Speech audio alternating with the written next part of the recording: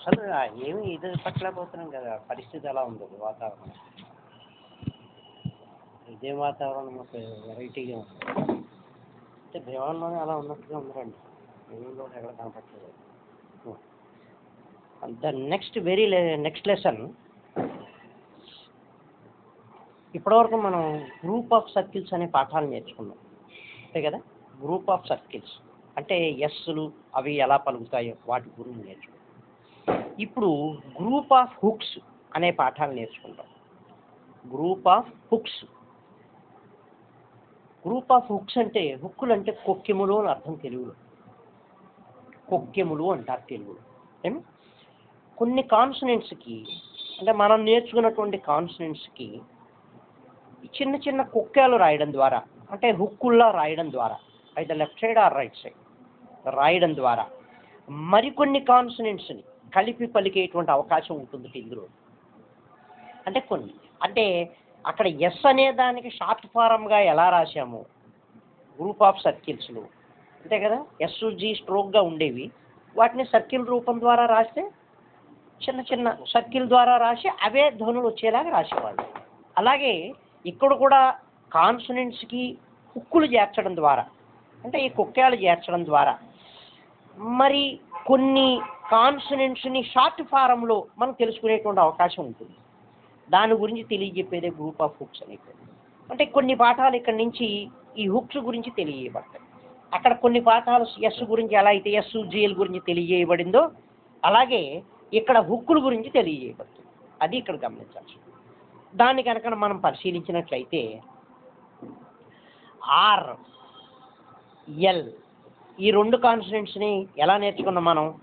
Are అని ఇలాగా, రే ఇలాగా రెండు రూపాల్లోను, ఎల్ని ఇలాగా ఎలా నేర్చుకున్నాం. కొన్ని సందర్భాల్లో డౌన్వర్డ్ ఎల్ కూడా నేర్చుకున్నాం. ఈ రకంగా రాయడం అనేటువంటి. ఇప్పుడు వీటిని కొన్ని కాన్సనెంట్స్కి హుక్కు రూపం ద్వారా కనుక నువ్వు రాసినట్లయితే ఈ ఆర్ ఎల్ ఇలా పూర్తిగా రాయక్కర్లేదు. ఎలాగంటే స్ట్రైట్ స్ట్రోక్స్ అని కొన్ని ఉన్నాయి. ఏమిటంటే అవి పి, బి, టి, డి, చే, జే, కే, గే. ఏమి వీటిని స్ట్రైట్ స్ట్రోక్స్ అంటారు. వీటన్నింటికి లెఫ్ట్ సైడ్ని, అంటే లెఫ్ట్ అంటే ఎడమ భాగంలో ఇనీషియల్గా అనగా ప్రారంభంలో ఒక చిన్న హుక్కును కనుక రాసినట్లయితే, ఇలా చిన్న హుక్కుని యాడ్ చేసినట్లయితే, కేగేలకు అయినట్లయితే కింద, వీటిని హారిజాంటల్స్ అంటారు. కేగేలు అయినట్లయితే కింద ఒక చిన్న హుక్కును కనుక యాడ్ చేసినట్లయితే అది ఆర్ అనే ధ్వనిని తెలియజేస్తాయి. అది ఆర్ అనే ధ్వనిని తెలియజేస్తాయి. అంటే రాసేటప్పుడు ఇలా రాయాలి. ఈ హుక్కుని యాడ్ చేసి రాసేటప్పుడు అది సున్నలా ఉండకూడదు, మరి చుక్కలు రాకూడదు, ఇలా కోణంలా రాకూడదు, రౌండ్గా ఉండేలాగా రాయాలి దాన్ని. అలా ఈ రౌండ్ షేప్లా ఉండాలి. గుడుక్కామ ఎలా ఉంటుంది ఆ రకంగా ఉండాలి. అంతేగాని ఇలా అనకూడదు.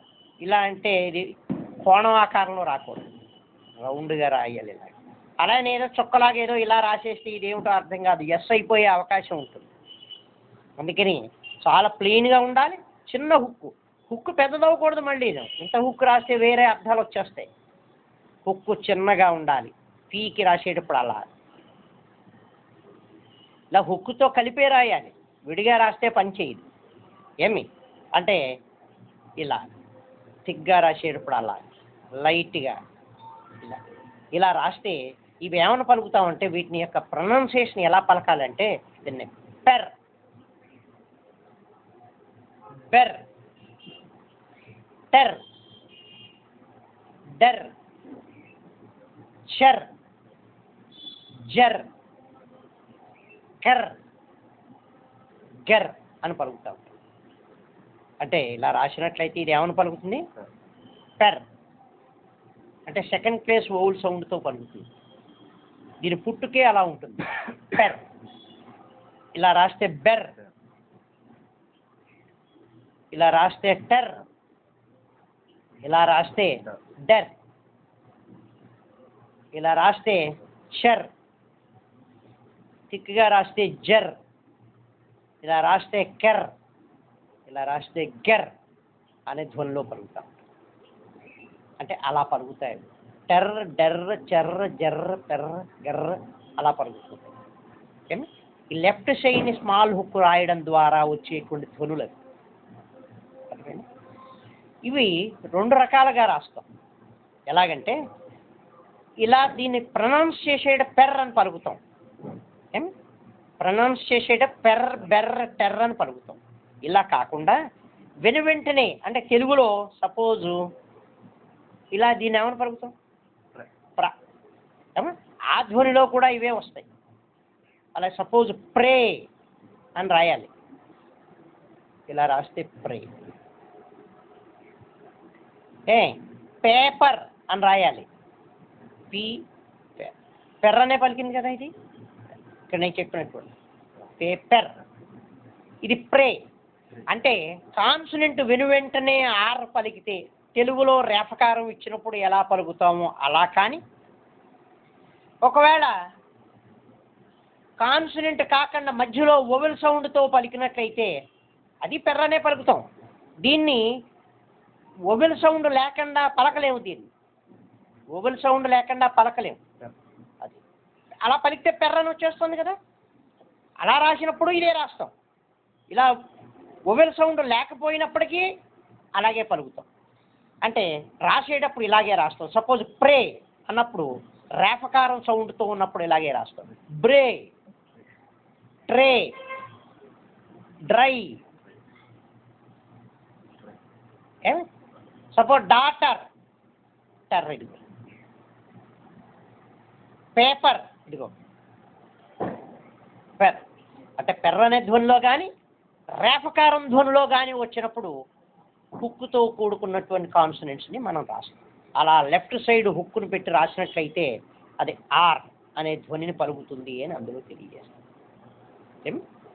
ఇవేమిటివి మనం తెలుసుకున్నటువంటివి? ఇవి స్ట్రైట్ స్ట్రోక్స్ అంతే కదా. మరి స్ట్రైట్గా రాసేటువంటి పీబీటీడీ చేజే కేగే అలా వరకు తెలుసుకున్నాం. వాటికి ఎగ్జాంపుల్స్ చూసాం. గ్రే, ఇదిగో క్రే. క్రే అన్నప్పుడు కర్ర అంటే ఇది కర్ర అనమాట అండి. కెర్ సెకండ్ ప్లేస్ ఓవెల్ సౌండ్ తగ్గుతుంది. క్రే అంటే అక్కడ ఓవెలు ఒరిజినల్గా పెర్ర అని పలికింది. మామూలుగా ప్రే అంటే పర్ తర్వాత ఏ అనే ఓవెల్ వచ్చింది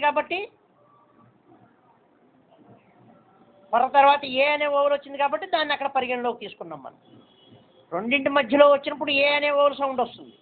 కాకుండా రేఫకారం ధ్వనిలో వచ్చినప్పుడు కూడా దీన్ని ఉపయోగించి రాస్తాం మనం. దాన్ని భాగంగానే చూపించాం. గ్రే ఇలా గ్రే ఏమి. అలాగే పేపర్, పెర్ర అన్నప్పుడు పెర్ర ఇక్కడ ప్రే అని పలకల, కానీ ఇలా రాసినప్పుడు పెర్ర అనే ధ్వని వస్తుంది. అది డాటర్, టర్ర అని పలికింది. ఈ రకంగా గమనించాం. అది ఫస్ట్ దాంట్లో మనం తెలియజేసాం. ఓకేనా? చిన్న హుక్కును పెట్టాలి, స్మాల్ హుక్. పెద్ద హుక్కు పెట్టకూడదు. పెద్ద హుక్కు పెడితే మళ్ళీ అర్థాలు మారిపోతాయి. చూపించాను ఇది వరకు ఎలా చిన్న వాటిని పెద్ద వాటిని చేస్తే ఎలా మారిపోతాయని. అందుకోసం చిన్నదాన్నే మనం అప్పుడు పరిగణించవచ్చు. అలాగే నెక్స్ట్ ఈ ఏంటనుకున్నాం మనం? Straight strokes. స్ట్రైట్ స్ట్రోక్స్ అన్నింటికి ఇనీషియల్గా ఒక లెఫ్ట్ సైడ్ని ఒక స్మాల్ హుక్ పెట్టినట్లయితే ఆర్ ధ్వని పలుకుతుంది అనుకుంది. ఇదే కాన్సనెంట్స్కి రైట్ సైడ్ అంటే కుడి భాగం ఒక స్మాల్ హుక్ రాసినట్లయితే రైట్ సైడ్ స్మాల్ హుక్ పెట్టినట్లయితే ఎల్ అనే ధ్వని పలుకుతుంది. లెఫ్ట్ సైడ్ రాస్తే ఆర్, రైట్ సైడ్ రాస్తే ఎల్ అనే ధ్వని పలుకుతుంది. ఇది కూడా అంతే. ఎలాగంటే పెల్, బెల్, డెల్, టెల్, అదే టెల్ డెల్, చెల్, జెల్, కల్, గల్. కేగేల్ రెండింటికి ఇనీషియల్గా పైన రాయాలి. కింద రాస్తే ఆర్, పైన రాస్తే ఎల్ పలుకు. లెఫ్ట్ సైడ్ ఆర్ హుక్,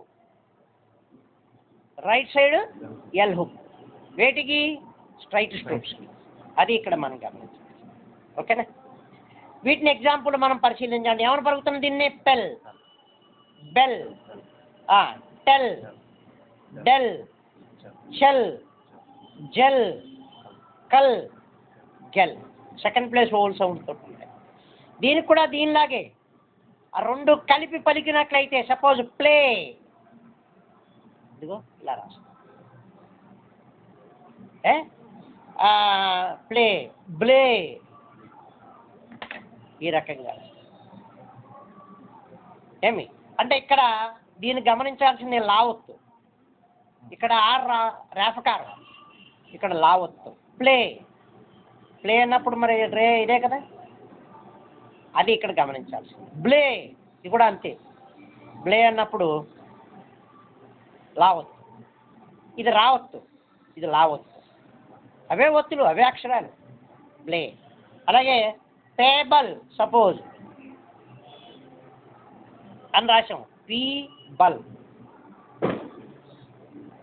ఏమి బల్ అన్నప్పుడు ఈ రకంగా రాసుకుంటాం. ఇక్కడ పేపర్ అన్నప్పుడు ఇలా రాసాం, పేబల్ అన్నప్పుడు ఇలా రాస్తాం, అదే బెల్. ఏమి అది చేతను రైట్ సైడ్ రాసేటువంటి స్మాల్ హుక్, ఇనీషియల్గా రాసే స్మాల్ హుక్ ఎల్ని తెలియజేస్తుంది. లెఫ్ట్ సైడ్ రాసేటువంటి స్మాల్ హుక్ ఆర్ని తెలియజేస్తుంది. అది ఇక్కడ గమనించాలి. అయితే వీటికి ఒరిజినల్గా సెకండ్ ప్లేస్ ఓవల్ సౌండ్తో పలుకుతాయి ఇవన్నీ కూడా. అలాగే ఆర్ ఒత్తుతో పలుకుతాయి ఇవి, లా ఒత్తుతో పలుకుతాయి ఇవి. అది గమనించాలి. ఇకపోతే ఇప్పుడు ఇవి రెండు మనం స్ట్రైట్ స్ట్రోక్స్ గురించి చూసాం. మరి కర్వ్డ్ స్ట్రోక్స్కి ఏమిటి? వాటికి కూడా రాయొచ్చు. కర్వ్డ్ స్ట్రోక్స్ చూసినట్లయితే ఏమున్నాయి మనకి? ఎఫ్, వి, ఇత్, ది, ఎస్, జీ, ఇష్, జీ, ఎం, ఎన్, ఇంగ్. ఇవి కర్వ్డ్ స్ట్రోక్స్ కదా. ఇందులో ఎస్, జీలకి రెండింటికి కూడా హుక్కులు ఉండవు. ఎస్, జీ అనేటువంటి వాటికి హుక్కులు మనం రాయం. Yes, G consonants. వీటికి కూడా ఇనీషియల్గా స్మాల్ హుక్ రాసినట్లయితే ఆర్ అనేటువంటి ధ్వని పలుకుతుంది. వద్దాం. నెక్స్ట్ స్టెప్లో వీటికి లెఫ్ట్, దీనికంటే లెఫ్ట్ రైట్లు ఉన్నాయి. లెఫ్ట్ సైడ్ ఇనీషియల్గా స్ట్రైట్ స్ట్రోక్స్కి ఇనీషియల్గా స్మాల్ హుక్ రాసినట్లయితే ఆర్ అని, ఎల్ అని పైన చెప్పుకున్నాం. కర్వ్డ్ స్ట్రోక్స్కి ఒక పక్కే ఉంటుంది, రెండు పక్కల కుదరవు. అటు ఇటు రాయడం కుదరదు కదా. అంచేత కర్వ్డ్ స్ట్రోక్స్కి ఇనీషియల్గా స్మాల్ హుక్ రాసినట్లయితే అది ఆర్ అనే ధ్వని పలుకుతుంది. ఇనీషియల్గా స్మాల్ హుక్ రాసినట్లయితే ఆర్. వేటికి? Curved strokes. కర్వ్డ్ స్ట్రోక్స్కి ఇనీషియల్గా స్మాల్ హుక్ రాసినట్లయితే అదేం పలుకుతుంది? ఆర్ అనే ధ్వని పలుకుతుంది. ఎలాగంటే అలా, ఫెర్, వెర్. హుక్కు చిన్నగా ఉండాలి, పెద్దది ఉంటే అర్థాలు మారిపోతాయి. ఎఫ్, వి, ఇట్, టెర్, డెర్. ఏమి? టెర్, డెర్. తర్వాత అలాగే షర్, జెర్, మెర్, నర్. ఏమి? ఇది టెర్, డెర్, షర్, జర్, హెచ్ ఉంటుంది ఇక్కడ, మర్, నర్. ఇంగు వద్దాం. ఇంకా ఉంది నెక్స్ట్ దానికి మళ్ళీ. ఏమి అంటే 4, 2, 6, 2, 8 ఉంటుంది. ఎస్, జీలకి హుక్కులు ఉండవు, నో హుక్స్. ఎస్, జీ అనే కాన్సనెంట్స్కి హుక్కులు వ్రాయబడవు. కారణం ఏంటంటే వీటికి ఆపోజిట్గా రాసేటువంటి కాన్సనెంట్స్, వీటిని తిరగేసి రాసేటువంటి అవసరం వస్తుంది ముందు. వీటికి ఆల్టర్నేటివ్ ఫారమ్స్ అని మళ్ళీ వేరేగా ఉంటాయి. అవి ఉన్నప్పుడు ఈ దర్రును తిరగేసి రాస్తే కూడా దర్రు అని పలుకుతాయి. అప్పుడు ఎస్, జీలు రెండింటిని గుర్తుపట్టలేమని ఉద్దేశంలో వాటికి హుక్కులు తీసేశారు. ఏమి దాని గురించి డీటెయిల్డ్గా తర్వాత వస్తుంది. ప్రస్తుతం ఇంతవరకు ఏంటంటే ఎస్, జీలకి హుక్కులు లేవు. ఎస్, జీ అనే కాన్స్టెన్సీ హుక్కులు లేవు.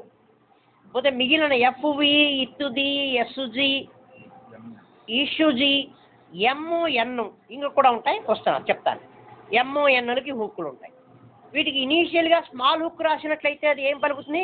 ఆర్ అనే ధ్వని పలుకుతుంది. ఫర్, వెర్, దెర్, తెర్ర, దెర్, షర్, జర్, మెర్, నెర్ అని పలుకుతాయి. ఓకేనా? సరే, బాగుందండి. ఇక్కడ వరకు కాన్సన్ ఇవి అయ్యాయి. సరే, వీటికి ఆర్ హుక్ గురించి చెప్పాం. మరి ఎల్ హుక్ ఎలాగా అనేది, ఈ కాన్సనెంట్స్కి ఇనీషియల్గా ఒక లార్జ్ హుక్ రాసినట్లయితే అది ఎల్ అనే ధ్వని పలుకుతుంది.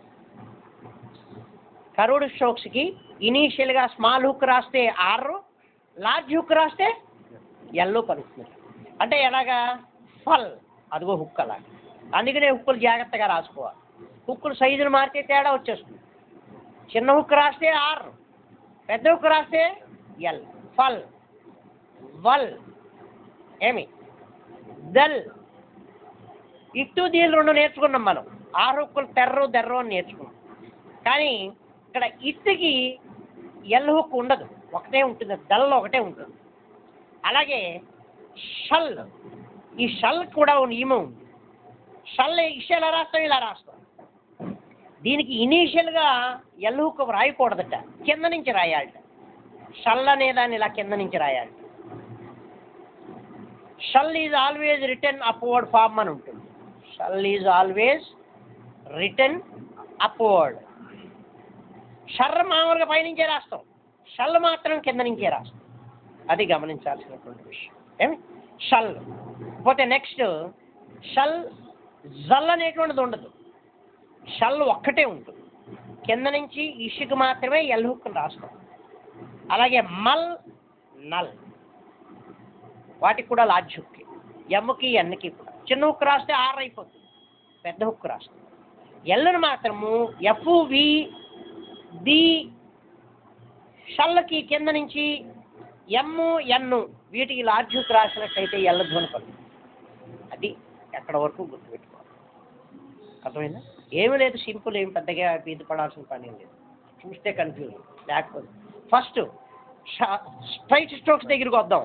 ఇనీషియల్గా లెఫ్ట్ సైడ్ స్మాల్ హుక్ రాస్తే ఆర్, రైట్ సైడ్ రాస్తే ఎల్.